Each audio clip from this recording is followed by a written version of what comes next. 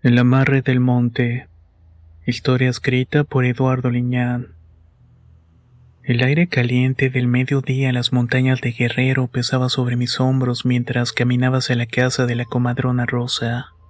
Era la bruja que todos en el pueblo evitaban mencionar en voz alta. Su cabaña estaba en lo más profundo del monte, en un lugar donde incluso los cazadores más valientes no se atrevían a ir solos. Pero yo no tenía otra opción. Mi corazón ardía con un deseo que me consumía desde hacía meses, y aunque sentía el peso de mi miedo, lo único que podía escuchar era la voz de mi ambición. Se repetía como algo que no podía detener dentro de mi cabeza. Don Aurelio, ese hombre lo tenía todo. Tierras, ganado y un rancho que brillaba como una joya bajo el sol. Era respetado y envidiado por muchas personas. Pero lo que más me dolía era saber que tenía respeto de todos y a mí nadie me miraba dos veces. Vivía al borde del pueblo en una choza con paredes de barro y un techo de palma que me dejaba entrar la lluvia cada temporada. Yo estaba cansada de no ser nadie, de pasar mis días enterrando las manos en la tierra y las noches soñando con una vida que sentía imposible. Cuando llegué a la cabaña de la bruja me detuve frente a la puerta dudando. Era un lugar sombrío rodeado de árboles torcidos, cuyas ramas parecían extenderse hacia mí como advertencias. El suelo estaba cubierto de hojas secas y despojos de gallina, y un olor a humedad mezclado con el aroma de copal como si fuera un panteón. Antes de que pudiera tocar la puerta, esta se abrió sola y se asomó la señora con un aire despectivo al mirarme de pies a cabeza. Rosa era más vieja de lo que recordaba, con un rostro surcado por arrugas profundas que parecían grietas en la tierra seca. Sus ojos oscuros brillaban con una intensidad inquietante, y su sonrisa era una línea torcida que no transmitía calidez sino una advertencia. Me llamó por mi nombre y me sorprendió. ¿Cómo sabe mi nombre?, pregunté, aunque ya sabía la respuesta. Aquí todo se sabe, muchacha, y también sé lo que estás buscando. Pero ten cuidado, porque desear algo con tanta fuerza tiene sus consecuencias. Me invitó a entrar y en el interior de la cabaña era tan extraño como ella. Algunos frascos con líquidos de colores desconocidos colgados en el techo. Habían plumas, animales disecados y figuras hechas de madera y ramas. Unas velas parpadeando iluminando apenas el espacio. ¿Qué estoy dispuesta a dar?, pregunté, aunque la respuesta ya la sentía como un dardo helado. Rosa sonrió mostrando unos dientes amarillos y torcidos. El corazón nunca miente, niña. Lo que quieres es peligroso, pero se puede hacer. Tendrás que ir al monte a recoger las hierbas que necesitas, pero esas plantas no son simples. Pertenecen a un espíritu del bosque, un guardián que no da nada sin tomar algo a cambio. Sentí un escalofrío recorrerme, pero sentí. No podía echarme para atrás en ese momento. Me explicó que debía buscar hierbas misteriosas y extrañas que solo crecían junto a un arroyo escondido en la parte más profunda del monte. Antes de salir, Rosa me entregó un pequeño cuchillo con mango de madera tallada. Esto no es para protegerte, niña, porque contra el monte no hay defensa. Es para hacer tu ofrenda cuando llegue el momento, pues debes ofrecer tu sangre como primer pago. Al anochecer me adentré en el monte, pues a esas horas de la madrugada estos espíritus merodean y escuchan a desesperadas como yo. Cada paso en ese lugar era más complicado que el anterior, no porque el camino fuera empinado, sino porque sentía una presencia que no podía explicar. El viento movía las ramas, pero los sonidos no eran de los animales o árboles, eran susurros, voces bajas que parecían llamarme por mi nombre. Cuando finalmente encontré el arroyo, la luna llena se reflejaba en el agua como un espejo roto. Me arrodillé para buscar la planta más importante para el embrujo. No la vi por ninguna parte, pero recuerdo las palabras de Rosa. Así que pedí a los espíritus del bosque que me entregaran las hierbas. No ocurrió nada en ese instante, pero repentinamente todo quedó en silencio. El aire cambió y un frío inesperado se extendió por el bosque, y de entre los árboles surgió algo que jamás podría olvidar. Era una figura alta y oscura, con una sombra que se movía con vida propia. Me estaba mirando desde la distancia detrás de unos troncos. Sus ojos brillaban como brasas encendidas y aunque no tenía boca, escuchó su voz clara como el agua. ¿Qué buscas acá?, preguntó con un tono profundo y vibrante. Yo no podía hablar.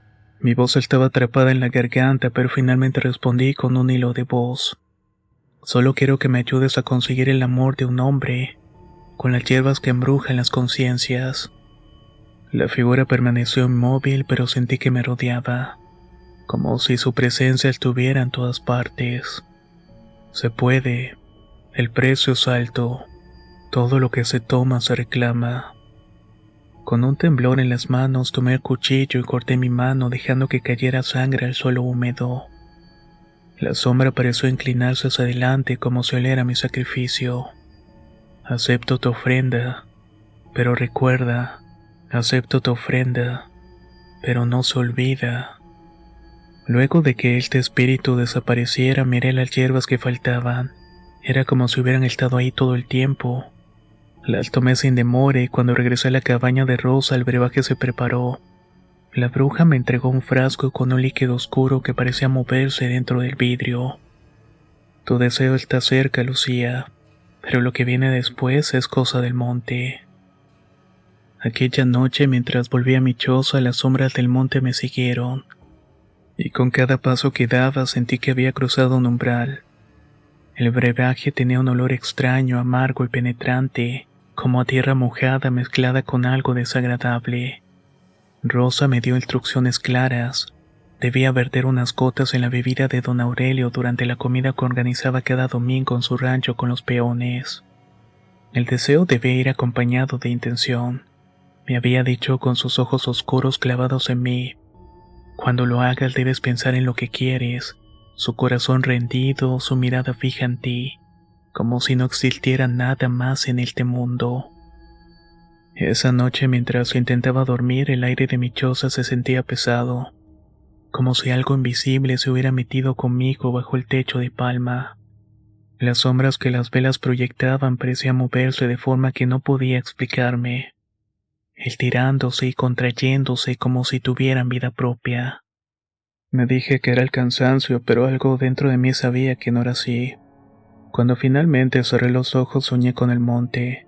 Estaba de pie junto al arroyo donde había cortado la hierba del amor, pero el agua no era cristalina como la recordaba. Era oscura, ondeante y desde el fondo salían burbujas lentas que explotaban con un sonido viscoso. Sentí que algo me estaba mirando y cuando miré hacia los árboles ahí estaba de nuevo. Esa figura alta, oscura, como si formara parte de la naturaleza misma. Esta vez no habló, pero su presencia era tan imponente que me desperté de golpe, sudando y con el corazón latiendo desbocado.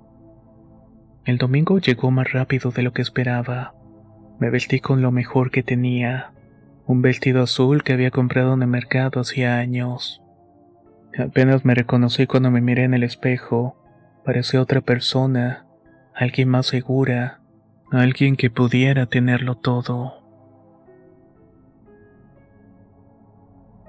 Cuando llegué al rancho de don Aurelio, la música ya sonaba y la gente estaba sentada en largas mesas bajo la sombra de un enorme árbol de mango.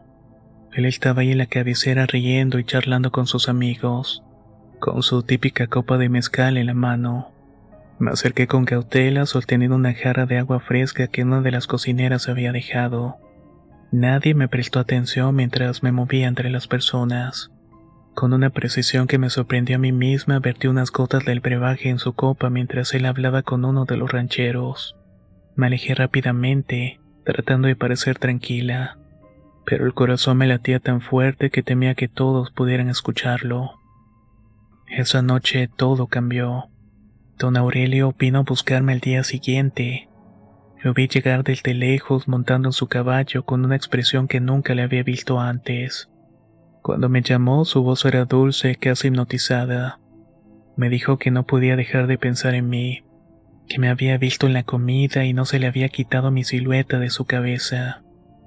Esa misma noche había soñado conmigo. Sus palabras eran todo lo que había deseado escuchar, pero mientras me hablaba algo en sus ojos no parecía correcto.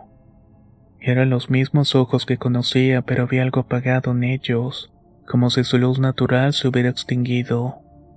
Al principio me dije que era normal y que tal vez era el efecto del hechizo, pero a medida que pasaban los días noté cosas extrañas. Por ejemplo, el hombre comenzó a visitarme todos los días, pero siempre lo hacía al anochecer como si evitara el sol. A veces hablaba de cosas sin sentido, mencionando que escuchaba voces en el rancho por las noches, o que sentía que alguien lo estaba mirando desde las sombras, y estaba soñando conmigo todo el tiempo. Me preguntaba si estaba con alguien y comenzó a desarrollar unos celos que con el tiempo empezaron a incomodarme, pues se ponía algo violento. Una tarde llegó con la cara pálida y el sombrero apretado en las manos.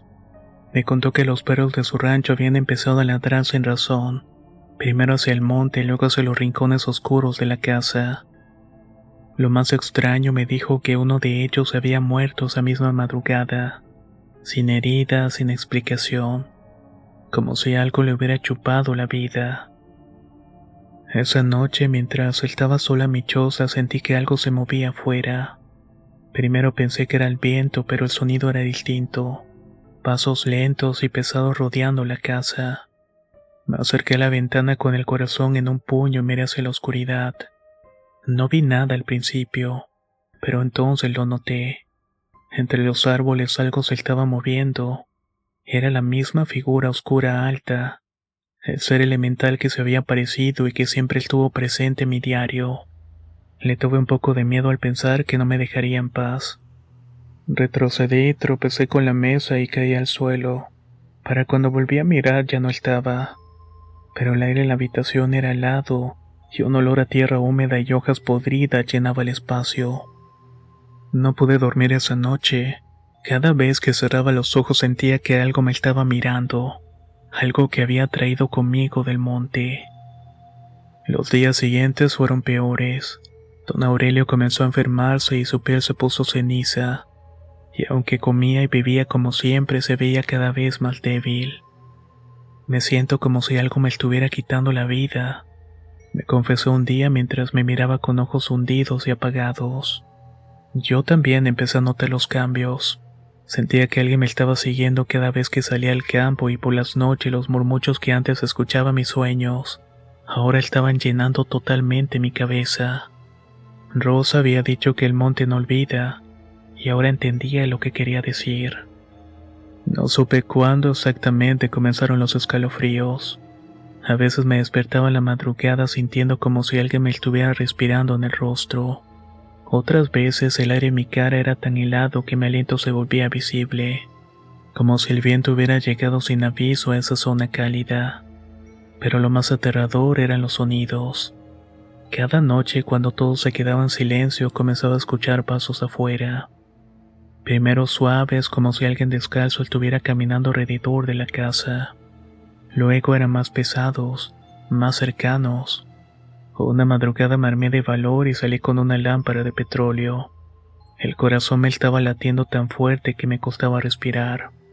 No había nadie más que la oscuridad del campo y el sonido de los árboles moviéndose. Pero el aire estaba cargado como si algo invisible me estuviera rodeando. Fue entonces cuando lo vi. Bajo la luz de la lámpara, a unos pocos metros de mi casa, la tierra estaba removida, húmeda, como si alguien estuviera cavando ahí con las manos desnudas. Regresé a mi choza temblando y cuando cerré la puerta escuché una voz que me dijo: «No olvides lo que diste», dijo una voz que no era mía ni de nadie que conocía. Era como el viento, pero cargado de algo más, de enojo, de sangre. Don Aurelio seguía empeorando y su piel ahora tenía un tono amarillento y sus ojos que solían estar vivos y burlones, ahora simplemente estaban vacíos. Lo encontré sentado en la puerta de mi choza una tarde y el sombrero apretado en sus manos temblorosas. «Algo me está siguiendo», me dijo con una voz débil, casi susurrando.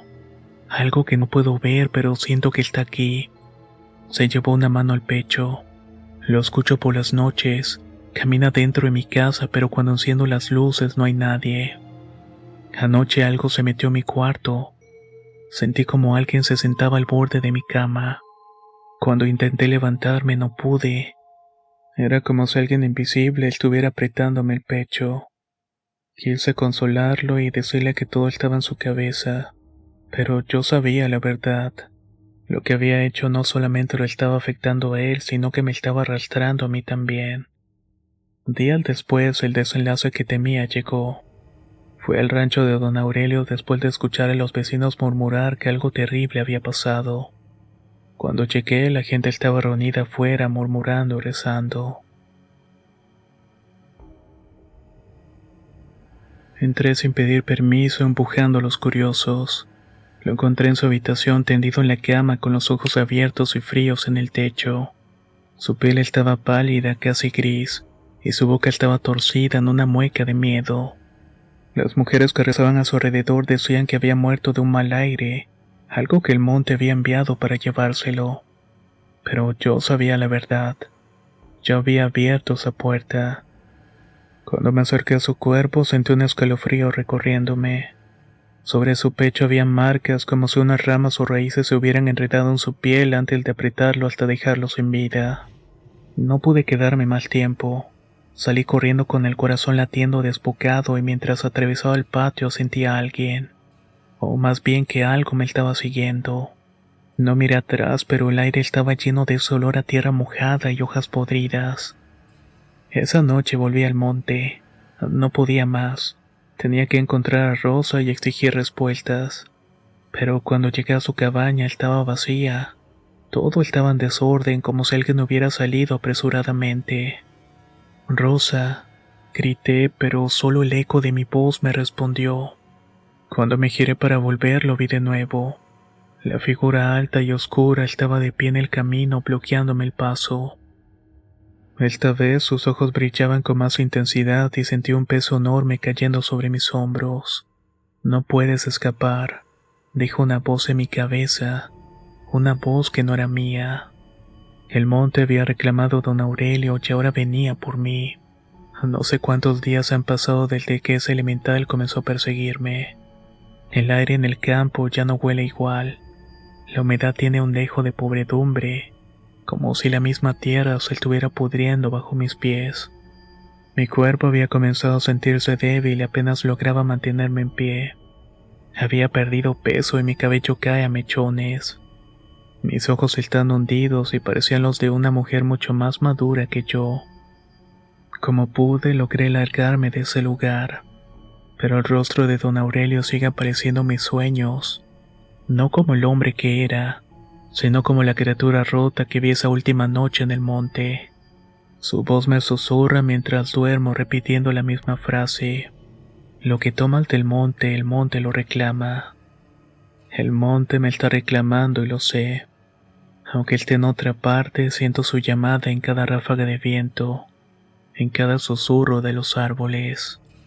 Sé que no hay escape.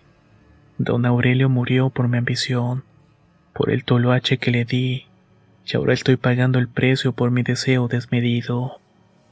He pensado en volver al monte y entregarme, pero algo me detiene. Quizás sea el miedo, o tal vez sea la esperanza de que haya alguna manera de salvarme. Pero cada vez que cierro los ojos veo su rostro, no el de don Aurelio, sino el del espíritu que desaté, su rostro deformado y oscuro que me persigue en cada rincón de mi mente. Y ahora sé que el monte no olvida ni perdona.